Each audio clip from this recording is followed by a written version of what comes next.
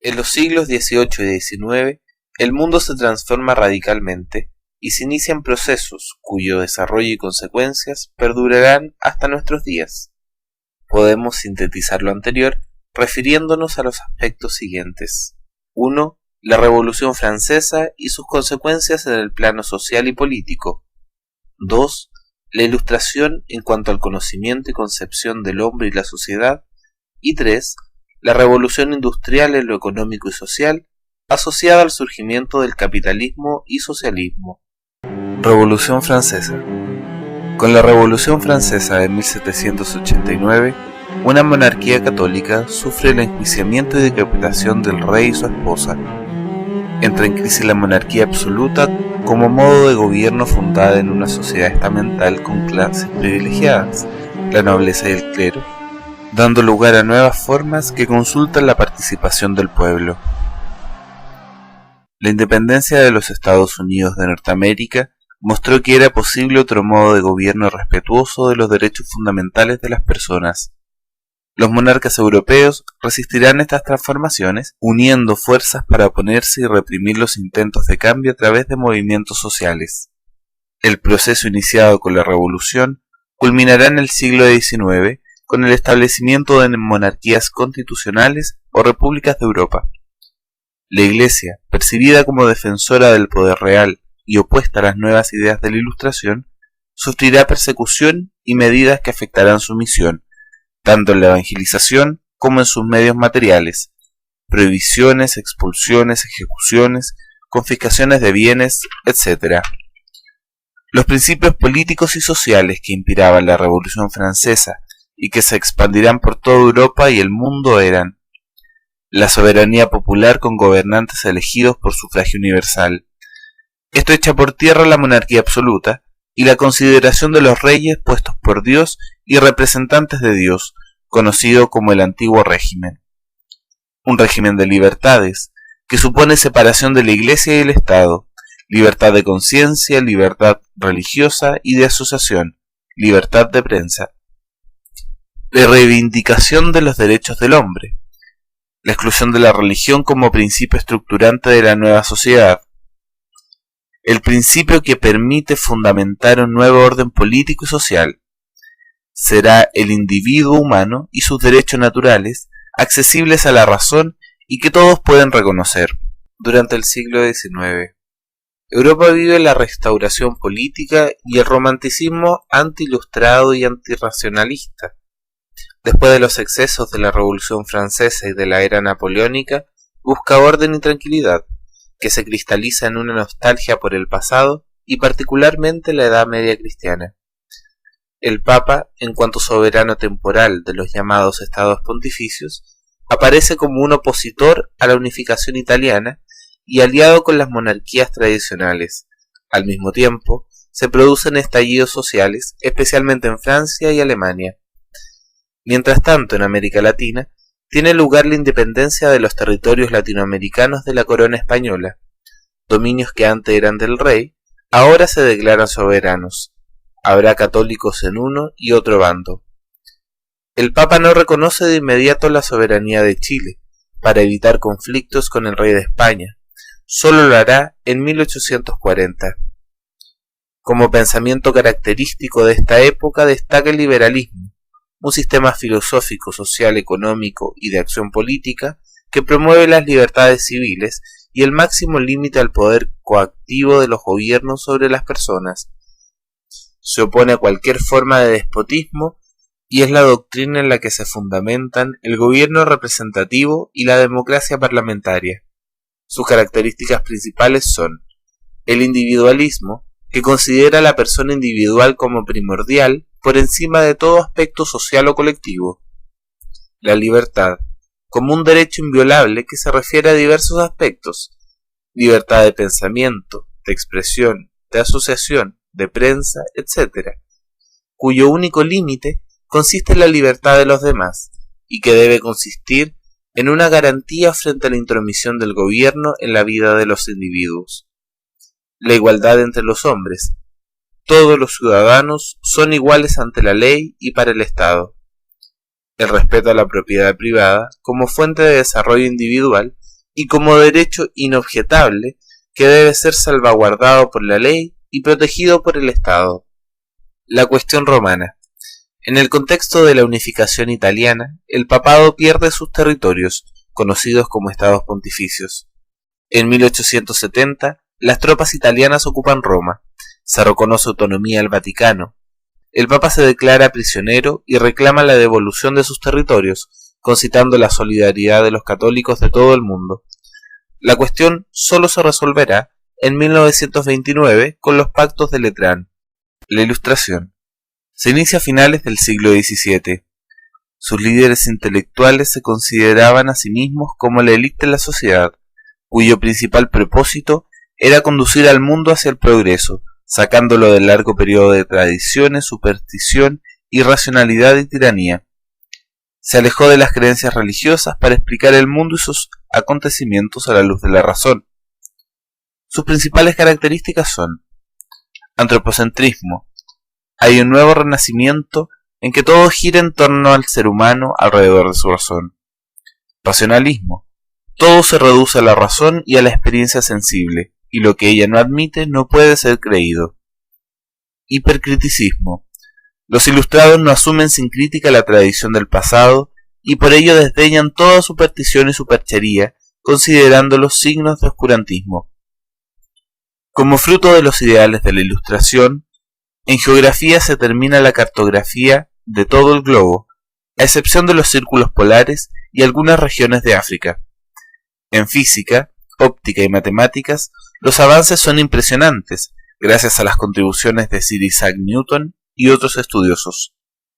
Surge la economía política como ciencia moderna, gracias a las aportaciones de los fisiócratas y sobre todo del liberalismo de Adam Smith y su obra La riqueza de las naciones. En medicina comienza la salud pública, medicina social, y la prevención de enfermedades mediante la higiene. Se desarrolla la vacuna contra la viruela, se descubre la anestesia con éter, aparece la teoría del evolucionismo de Darwin, a los enfermos psiquiátricos se les considera como tal y ya no poseídos por el demonio. Surge la ética médica. La filosofía será un ambiente de importante desarrollo con el aporte de destacados pensadores, Rousseau, Montesquieu, la Enciclopedia, Voltaire y Kant. La revolución industrial. La economía basada en el trabajo manual fue reemplazada por otra dominada por la industria y la manufactura. La revolución comenzó con la mecanización de las industrias textiles y el desarrollo de los procesos de hierro. La expansión del comercio fue favorecida por la mejora de las rutas de transporte y posteriormente por el nacimiento del ferrocarril. Estas nuevas máquinas favorecieron enormemente incrementos en la capacidad de producción, pero también la revolución industrial fue causa de predominio del capital sobre el trabajo, concentración del capital, surgimiento proletario y burguesía, desprotección de los trabajadores frente al empleador, trabajo masivo de niños y mujeres, condiciones y horarios de trabajo inhumanos, pobreza extendida en la sociedad. En esta época surgen y se desarrollan el socialismo de Marx y el capitalismo de Schmidt.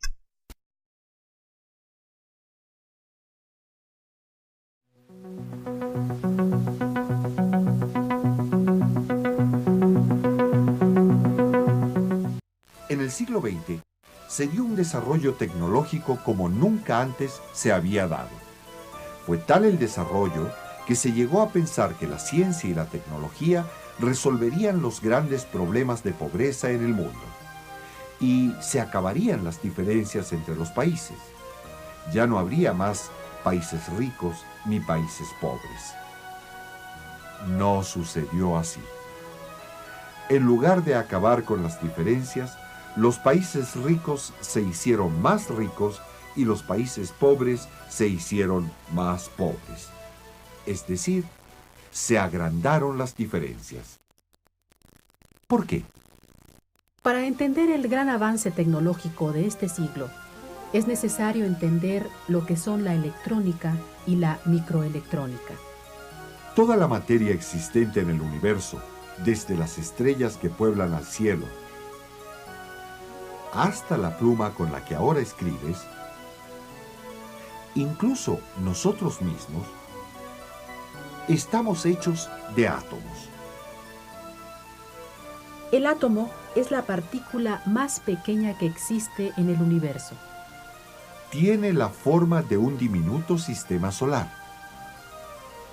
En el sistema solar, los planetas giran alrededor del Sol. En el átomo también existe un centro, el núcleo. Y los que giran alrededor, como si fueran planetas, son los electrones. Desde finales del siglo pasado, los científicos comenzaron a estudiar los comportamientos de los electrones y los fenómenos que producían corrientes y tensiones eléctricas. Y así nació la electrónica. Lo que hizo la electrónica fue encontrar la manera de controlar el comportamiento de los electrones. Esto se logró con la creación de circuitos eléctricos. Y con un circuito más otro se crearon sistemas eléctricos. Luego surgió la microelectrónica. Como su nombre lo indica, se preocupó por hacer cada vez más pequeños los circuitos y los sistemas para ejercer un control más fino del comportamiento de los electrones. Los circuitos y los sistemas permitieron desarrollar el campo de la ciencia y de la tecnología de una manera sin precedentes, pues se comenzó a aplicar este descubrimiento en cantidad de creaciones tecnológicas, como la radio, la televisión, la calculadora. Nacieron también aparatos electrodomésticos como el refrigerador, la licuadora, la lavadora, hasta aparatos tan complejos como los satélites artificiales que orbitan a muchos kilómetros de altura sobre la superficie de la Tierra para asegurar las comunicaciones entre distintos puntos del planeta. Nacieron así desde los juguetes eléctricos hasta las computadoras. El avance tecnológico desarrollado en tan pocos años con la electrónica y la microelectrónica fue tan sorprendente que se llegó a pensar que resolvería los problemas más graves del mundo.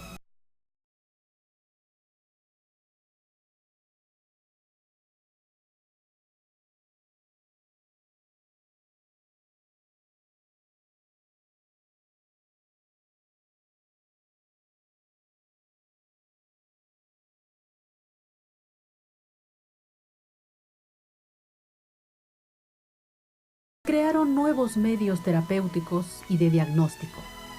Se crearon máquinas que realizan operaciones intelectuales parecidas a las que realizamos los hombres, pero estas máquinas funcionan a velocidades tan increíbles que en segundos ejecutan operaciones que a un hombre le llevarían años realizar. E incluso se comenzaron a realizar viajes al espacio. Con tantas maravillas logradas, se pensó que la tecnología también podría ayudar a resolver los problemas más graves del mundo. Se pensó, por ejemplo, que se podrían transformar los desiertos en terrenos fértiles y que con la ayuda de la ciencia se podrían generar más alimentos.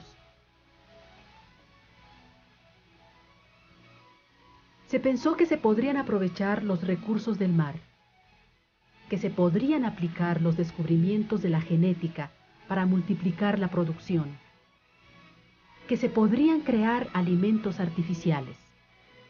Y aunque todo esto se llevó a cabo en pequeña escala, la verdad es que la ciencia y la tecnología no resolvieron ni han resuelto aún los problemas de hambre y pobreza que afectan a una gran parte del mundo. Para comprender por qué sucedió esto, es preciso comprender algunas cosas. Para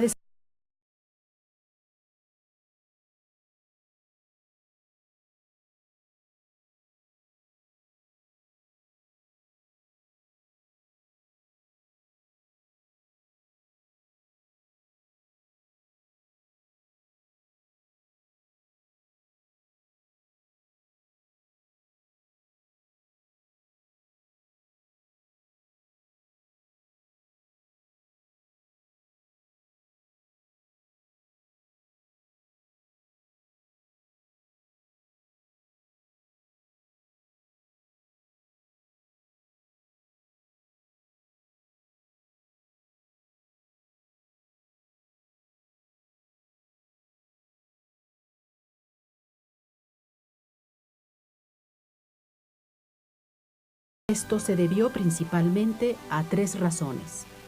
La primera razón fue que los países poderosos entraron en una rivalidad tan fuerte en este siglo que provocaron graves conflictos a nivel mundial.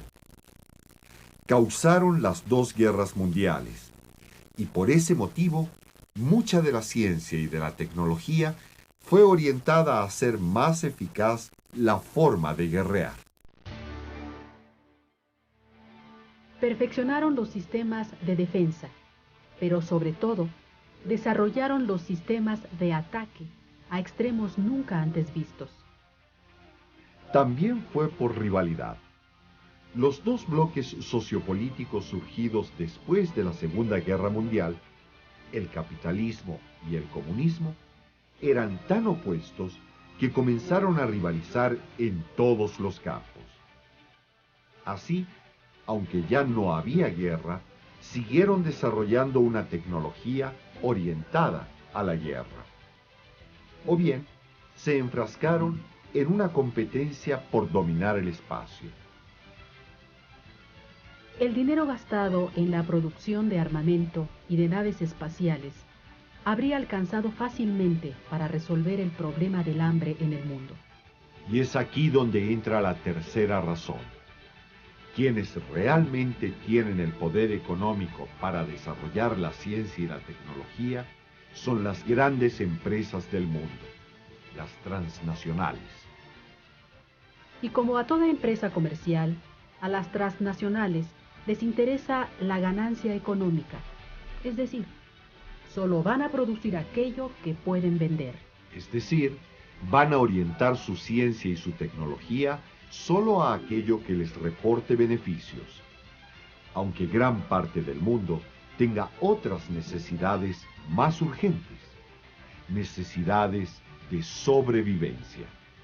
Esto sucede así porque si bien las transnacionales no son las únicas que generan saber, allí están las instituciones universitarias de todo el mundo como la alternativa de desarrollo, sí son las que poseen el poder económico para usar buena parte de ese saber de acuerdo a su conveniencia. A esto se debió que el desarrollo científico y tecnológico no resolviera los problemas más graves del planeta. Pero no solo no los resolvió, se convirtió en otro índice de riqueza y pobreza entre naciones. Los países que poseen industrias como estas necesariamente son naciones económicamente muy fuertes, pues los países pobres difícilmente tendrán dinero para construir y mantener estos complejos industriales. Ciencia y tecnología solo reportaron beneficios a los países que las desarrollaron, pues les permitieron agilizar la producción. Les permitieron exportar sus productos, gracias a los cuales obtuvieron y obtienen beneficios en todas partes del mundo. Y les permitieron vender su tecnología a los países que no podían desarrollarla por sí mismos. En lugar de que el avance científico y tecnológico borrara la distancia entre países pobres y ricos, la hizo más grande. Pues los países pobres se volvieron todavía más dependientes de los países ricos para desarrollar su economía y su industria.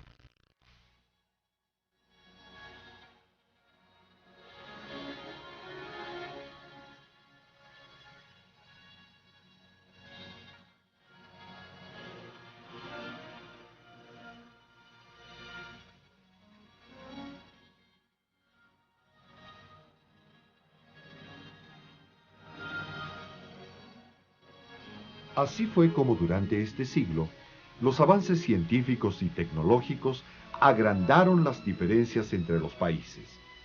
Tanto así que el grado de desarrollo científico y tecnológico de un país es hoy en día un índice más para saber si la nación es rica o la nación es pobre. Por ello, se habla de naciones industrializadas y naciones no industrializadas.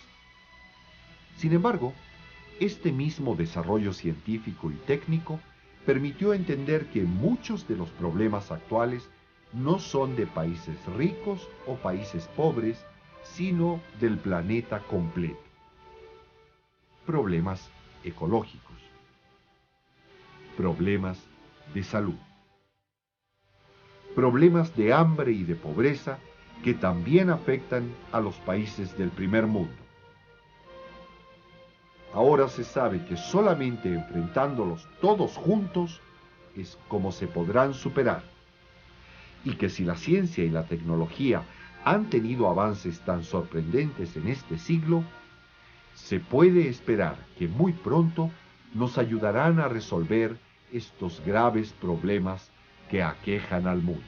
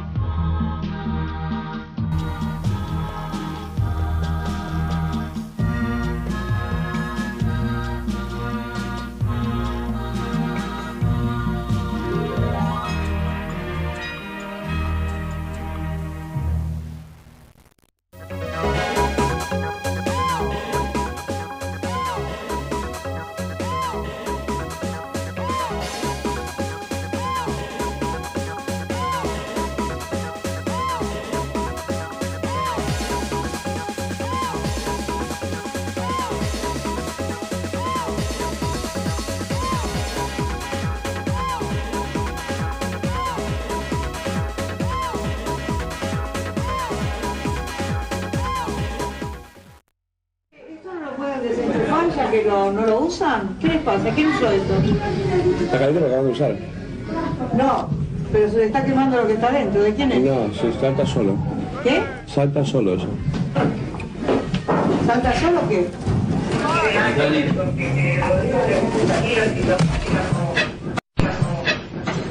Opa. ¡Mamá! ¡Sacá la mano de ahí, carajo! No, estoy con el fan nada más. Acaba de cortar la electricidad porque metiste un cuchillo ahí que después queda electrificada, loca. Ah, bueno, no importa. Hay algo que morir. No te puedo creer. Saqué el fan, Ricardo. Mamá, cortaste toda la luz. Tocaste algo con el Sí, que toqué ahí. Eso tienen que arreglarlo porque no puede ser así. Con la mano. Sacale, enchufalo. Puedes sacarlo con la mano. No, pero no lo va a sacar con la mano. Corta.